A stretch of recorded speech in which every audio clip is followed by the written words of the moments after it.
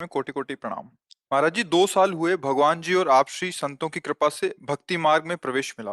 भगवान के नाम की शरण मिली। महाराज जी, शुरू में ही सुन लिया था कि कृष्ण भक्ति और कृष्ण प्रेम में धीरे धीरे सब कुछ छिन जाता है, तब उतना सीरियसली नहीं लिया। अब इधर सब कुछ धीरे धीरे छिनता जा रहा है और कृष्ण प्रेम भी अभी प्राप्ति वैसी नहीं मिल पा रही। महाराज जी, कृपा मार्गदर्शन। तुम्हारा था क्या जो छिन गया? हमें बताइए भाई। रिपोर्ट तो हम तब कर सकते हैं जब हमारी कोई वस्तु छिनी हो। आपका था क्या हमें बता दीजिए। आपने क्या रचना की और आपका क्या पुरुषार्थ था? किसमें? पांच भौतिक शरीर में? ये पंचभूतों से बना हुआ या आप में है? आप भगवान के अंश हैं। क्या पुरुषार्थ? अगर वो एक आंख हटा देते हैं, उनकी मौज की बात है, वो एक से दिखाना चाहते हैं। उनकी वस्तु है ना। आपकी क्या हमें बता दो। आपका क्या है? आपका क्या है आप बताइए। पढ़े लिखे गए आप तो भगवान ने बुद्धि दी है ना। बुद्धि का हरण कर ले तो फुटपाथ में कागज बटोरते घूमते। है क्या आपके पास? अब जो बात आई छिन गई तो इसका प्रारब्ध है। आप समझो, जो हम लोग कहते हैं भगवान सर्वस्व छीन लेते हैं, उसका तात्पर्य होता है मन और इंद्रियों को भगवान में समर्पित होना। भगवान अपने बच्चों की बाहरी लीलाओं का, खेल खिलौनों का विनाश नहीं करते। भाव को समझिए। अवश्य में भोक्तव्यम कृतम कर्म शुभाशुभम। अभी आप उस कोटि के शरणागत नहीं कि आपके शुभ और अशुभों का विनाश हो गया हो। समझना। आप खुद स्वीकार करते हैं 2 वर्ष से भक्ति में हैं। अब किस कोटि की भक्ति है 2 वर्ष में जागृत हो गई हो? आप देखो इसके पीछे क्या होता रहा जन्म जन्मांतरों में, इसी जन्म में। आप देखो, तो जो बोया है पीछे साल की फसल, खाना तो पड़ेगा ना। अब उसमें कह दें कि हमने बम्बूल बोया था, कांटे आ रहे हैं, भगवान ने जब से भक्ति शुरू की तब से कांटे खाने को मिल रहे हैं। गलत बात। पिछले वर्ष जो आपने किसानी में बोया, इस वर्ष वही खाओगे। अब जो बो रहे हो उसे तुम आगे फसल काटोगे। अभी इस कोटि का तुम्हारा ज्ञान या भक्ति नहीं आई जिसने जन्म जन्मांतरों के संस्कारों को भस्म कर दिया हो और विशुद्ध ज्ञान से प्रकाशित हो गया हो, तो फिर प्रश्न ही नहीं आएगा कि हमारा छीन लिया क्या? भ्रम, अज्ञान, मोह, पाप। भगवान क्या छीनते हैं? ये छीनते हैं। नहीं, लड़का छीन लिया तो भ्रम ही तो था, तो कि वो तुम्हारा पुत्र है। भगवान ही तो आए थे, तुम जान पाए क्या? तुम्हारे कर्म के भोग को देने के लिए उतने समय तक वो भगवान ही अंदर आए हुए थे पुत्र रूप में। तुम भ्रम से अपना मान लिया, इसे रो बैठ के। तुम्हें भ्रम रुलाएगा नहीं। मेरा ऐश्वर्य छीन लिया तो अनंत ब्रह्मांडों का ऐश्वर्य किसका है? भगवान का है। मुनीम बन के रहते तो ठीक से चल लेते, मालिक बन गए तो माया ने विध्वंस मचा दिया कि मायापति तो सिर्फ एक ही है, श्री हरि। तू मायापति कैसे बन सकता है? तो मेरा बेटा बेटा बन के रहता, मुनीम बन के रहता तो मालिक की संपत्ति। अगर मुनीम रहोगे तो घाटा मुनाफा में समान रहोगे। हमें तो पेमेंट मिल ही रही, जो घाटा पर है वो मालिक का, जो मुनाफा हो मालिक। तो मुनीम बने नहीं, क्योंकि घाटा मुनाफा का तुम्हारे ऊपर असर हो रहा है। तुम हर्षित हो रहे हो और शोकित हो रहे हो। सिद्धांत से समझोगे तो भगवान पर कभी दोष नहीं लगा पाओगे। सच्ची मानिए। क्या छीन लिया है जब कुछ था ही नहीं? मेरा, हमारा अज्ञान छीना है, हमारा भ्रम छीना है। बात सत्य मान लीजिए। भगवान जैसा कृपालु कोई नहीं, अध्यात्म जैसा कोई मार्ग नहीं है। परमानंद प्राप्ति के लिए अध्यात्म मार्ग है। जब हम अध्यात्म मार्ग में चलते हैं तो इसमें एक गुप्त बात है कि अनंत जन्मों के पापों को भगवान भस्म कर देते हैं। पर जो उन जन्मों से पाप कर्म का फल निकालकर इस शरीर की रचना हुई है, वो हमें भोगना पड़ेगा। क्योंकि अब हमारी भक्ति चल रही। शरीर बनने के पहले जो हमारे कर्म थे उनके अनुसार शरीर की पूरे जीवन का फल लिख दिया गया है। इतने समय के बाद ये रोग होगा, इतने समय के बाद हाथ टूटेगा, इतने समय के बाद आंख टूट, हमारे कर्म के अनुसार। और भक्ति अब हम कर रहे हैं तो हमारी भक्ति पीछे के जो कर्म संस्कार जमा है उनको नष्ट कर दिया। आगे जो कर्म संस्कार भक्त हैं इसलिए गंदे होंगे नहीं। अगर भूल चूक से हो भी जाएं तो भगवान उससे क्षमा कर देते हैं। रात न प्रभु चित चूक किए की, करत सुरत सै बार ही की। हृदय से देखते मेरा भक्त है, क्षमा कर देते हैं। पर इस शरीर का जो भोग आया है इसको भोगना पड़ेगा। बड़े बड़े संतों में देखो, रामकृष्ण परमहंस जी के गले में कैंसर था। हर तरह के भोग। श्रीवास जी के आंगन में खड़े होकर महाप्रभु चैतन्य देव अपने परिकर के साथ कीर्तन कर रहे हैं और उनका पुत्र पधार गया। दासी ने कान में आके श्रीवास जी से कहा, पुत्र पधार गया। बीमार था, पधार गया। उनका दोबारा आवाज नहीं, महाप्रभु के कीर्तन में फर्क नहीं पड़ना चाहिए। और मंजीरा जोड़ के और जोर से कीर्तन करने लगे, नाचने लगे।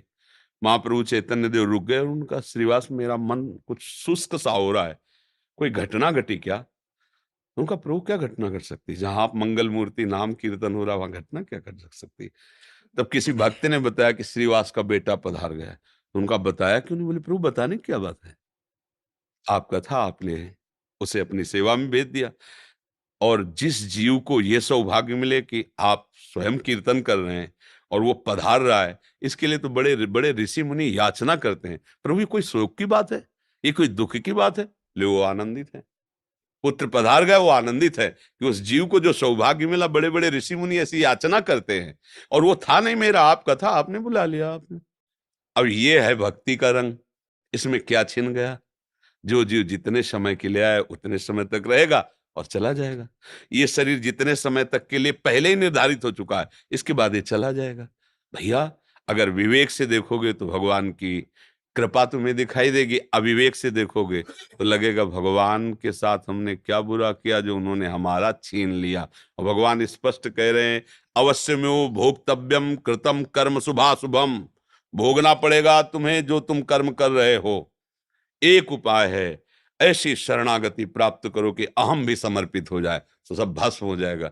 अभी उसमें प्रवेश ही नहीं हुआ है, उस शरणागति में तो प्रवेश ही नहीं हुआ। जिसे शुद्ध परमार्थ कहते हैं, उसका ककारा भी नहीं आता है, तो वो बात तो बनी नहीं। तो इसलिए बात को अंदर से हटाओ कि भगवान छीन लिए, भगवान कृपा कर रहे हैं, सच्ची मानो। हमारे जितने कर्म है, अगर वो हम पर टूट पड़े, हाँ, तो एक श्वास लेने लायक नहीं, हम ऐसे ऐसे कर्म किए हैं। इसलिए भगवान की कृपा मनाओ और भक्ति में आगे बढ़ो। तब तुम जब ऊंचाई पर पहुंचोगे, फिर देखोगे कि पीछे की भी बात को, तो हर कदम में कृपा दिखाई देगी आपको। ओहो, बचा लिया भगवान ने, कृपा की भगवान ने। अगर हमारे अनुकूल परिवार मिलता, अनुकूल संपत्ति मिलती, तो भोगों में फंस जाता, कभी इस आनंद को प्राप्त। कितने कृपालु भगवान, आपने मुझे वो दिया ही नहीं जिसमें फंसा जाता है, मुझे दिया ही नहीं। बड़े कृपालु, आपकी जय। ऐसे मनाते।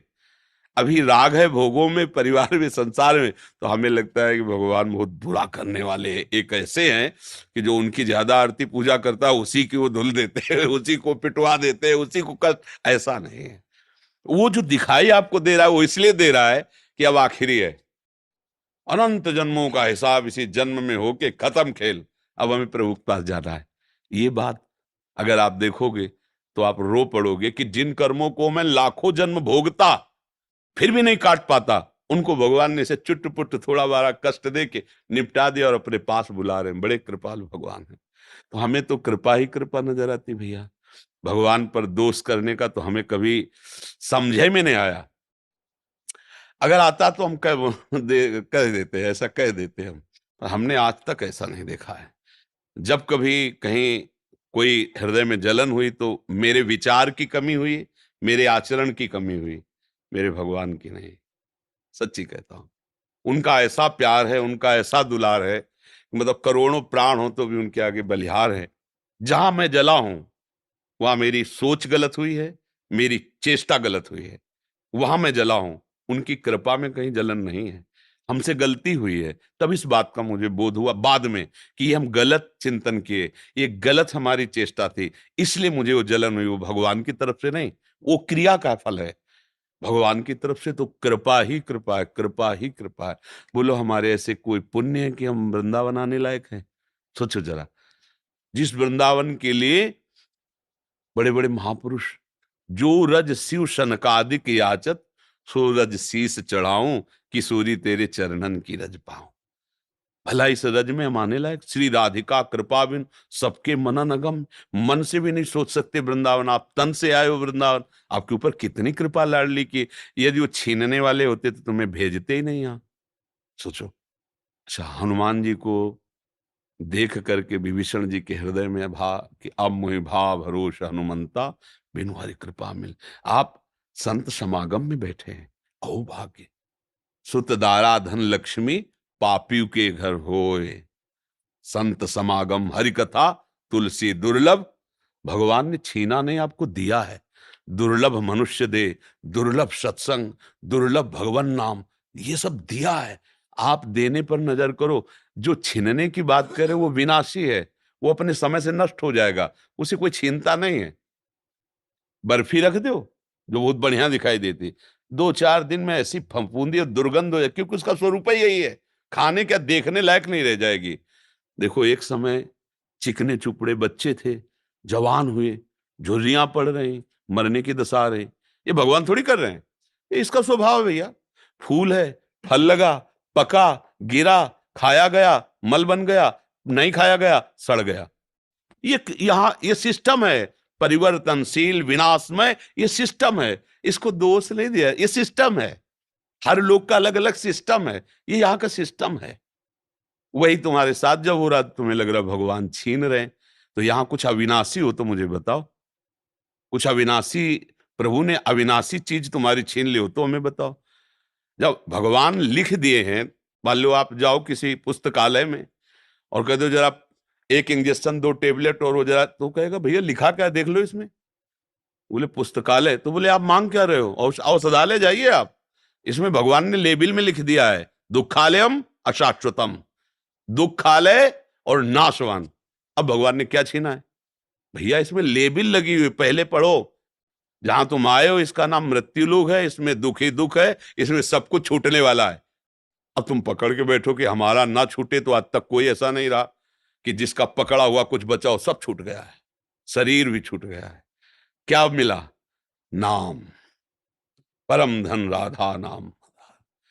कबीरा सब जग निर्धना, धनवंता नहीं कोई, धनवंता सोई जानिए जाके राम नाम धन, राधा नाम, कृष्ण नाम, श्याम नाम। तो भैया आपको प्रभु ने दिया है, वो दाता है, वो लेने वाले थोड़ी हैं। भूल से सरकारी संपत्ति पर कब्जा कर लो, और जब सरकारी पार्षद आके छुड़ाएं तब आप गाली दो सरकार को। तो भाई देखो तुम्हारी भूल है, माफीनामा तुम्हें लिखना चाहिए। सरकारी जमीन पर कब्जा किए हो और इसके बाद जब छुड़ाने आ रहे हैं तो आप गाली दे रहे हो, तो गलती आपकी हो रही ना। ये सब कुछ सरकारी है, भगवान का है, सेवा के लिए मिली ये गाड़ी बंगला, सेवा के लिए मिली। भगवान की सेवा कर कर, परिवार की सेवा करके अपने ऋण से मुक्त हो जाओ और भगवान को प्राप्त हो। अब मान लिया अपना और चाहते हो कि अविनाशी बना रहते हैं, अब कुछ अविनाशी नहीं भैया, सब धोखा ही धोखा है। अगर कोई आप प्रमाण दो कुछ भी अविनाशी हो तो बताओ। भगवान भी अवतार लेते हैं तो समय के साथ अंतर्ध्यान हो जाते हैं, समय के साथ, समय जितना लेके आए उतना ही। जब भगवान नहीं ज्यादा रुके समय के आगे प्रगट अवतार में, तो हम तुम कैसे आशा करेंगे भैया जरा हमें संजीवनी मूर्ति चटा देना कि हम थोड़ा नहीं, जितनी आयु है, छठी राव के अंक जो विधना ने लिख दिए, छठी राव के अंक, राई घटे न तिल बढ़े, रहुरे जीव निशंक। यहाँ जो होला है वही होगा। तुम राधा राधा जपो, धर्म से चलो, जो साथ है उनको लेके चलो, जो छूटते जाए जय श्री राधे, आगे बढ़ो। ये महाप्रस्थान लीला है। अगर यहाँ पकड़ के बैठेगा हमारा लड़का, हमारी पत्नी, हमारी संपत्ति, हमारा शरीर, हम विद्वान, हम धनी, तो बाद में रोने के सिवा हाथ कुछ नहीं लगेगा, क्योंकि ये सब तुम्हारा ना था, ना है, न रहेगा, पक्का किसी का लिए ऐसा होगा। शुद्ध बात समझ लोगे ना तो आनंदित हो जाओगे। और नाटकबाजी से इसका हल होना नहीं है। नाटक में नाटक क्या, गंदी नाली के पानी से हाथ धोगे तो पवित्र थोड़ी हो जाएंगे। माया का नाटक चल रहा है। मैं और मोर तोर तय माया, एकमात्र भगवान है, दूसरा कुछ नहीं, माया ही सब कुछ ऐसा दूसरा दिखा रही। भजन करो, माया का नाश होगा तो आप खुद समझ जाओगे कोई नहीं, आप सत्य स्वरूप भगवत स्वरूप हैं। आप कोई मनुष्य नहीं है, आप कोई जीव जंतु नहीं है, आप भगवान के अंश अर्थात भगवत स्वरूप हैं आप। बस यही तो भूल गए, और यही याद आ जाए तो अभी मस्त हो जाओगे, अभी आनंद आ जाएगा। कोई था नहीं, कोई है नहीं, कोई रहेगा नहीं, एक ही था, एक ही है, एक ही रहेगा, बात पकड़ लीजिए। दूसरा तुमने जो माना है वो तुम्हारा भ्रम है, इसलिए तुम्हें रोना पड़ेगा, भयभीत होना पड़ेगा, दुखी होना पड़ेगा।